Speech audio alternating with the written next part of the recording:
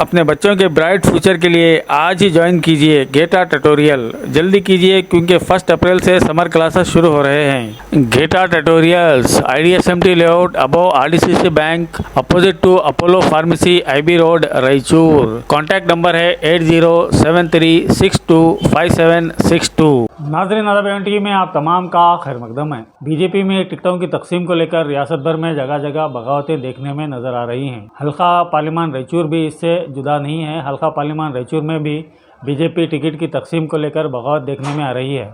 BJP ticket के लिए यूं तो 3 दावेदार थे, जिनमें मौजूदा रुकने पार्लिमान राजा अमरेश नायक, साबिका रुकने पार्लिमान बीवी नायक और साबिका रुकने असम्बली तिपराज हवालदार।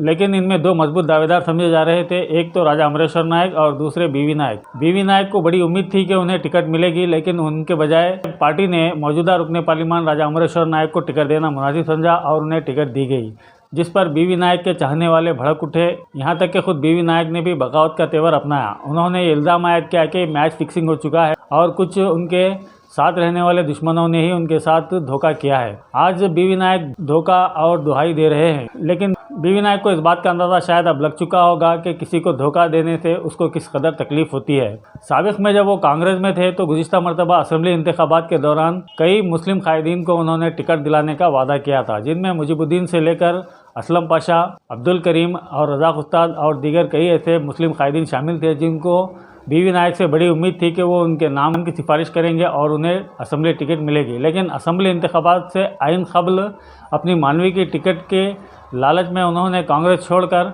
बीजेपी में शमूलियत इख्तियार की, जिसके बाद इन कायदीन के दिल पर क्या गुजरी होगी वो वही जानते हैं। आज बीवी नायक ये कह रहे हैं कि उनके साथ धोखा हुआ है। उन लोगों का क्या जिनके साथ इससे कबल बीवी नायक की वजह से धोखा हुआ था। तो शायद बीवी नायक को इस बात का अंदाज़ा हो चुका होगा कि किसी को आस दिलाना, उसके बाद उसे वो चीज़ मिलने नहीं देना किस कदर दर्दनाक होता है। यूँ तो बीवी नायक का परिवार बुनियादी तौर पर कांग्रेसी परिवार कहलाता है। उनके वालिद बरसों से कांग्रेस के सीनियर कायद रहे और कांग्रेस की टिकट पर ही वो मुसलसल रुकने पार्लिमान मुंतखब होते रहे। एक मरतबा देवदुर्ग के रुकने असम्बली भी बने। खुद बीवी नायक को भी मुसलसल असम्बली की टिकट मिलती रही और पार्लिमानी हल्के से भी कांग्रेस ने उन्हें 2 मरतबा अपनी टिकट दी थी, जिसमें एक मरतबा उन्होंने ज़बरदस्त जीत हासिल की थी। इसके बावजूद उन्होंने कांग्रेस को छोड़कर बीजेपी में शमूलियत इख्तियार की, जिसका नतीजा आज खुद उनके सामने मौजूद है। ರಾಜಕೀಯವಾಗಿ ಭಾಳಷ್ಟು ಹಿತಾಸಕ್ತಿಗಳು ನಮ್ಮ ಜೊತೆಗಿದ್ದಾರೆ.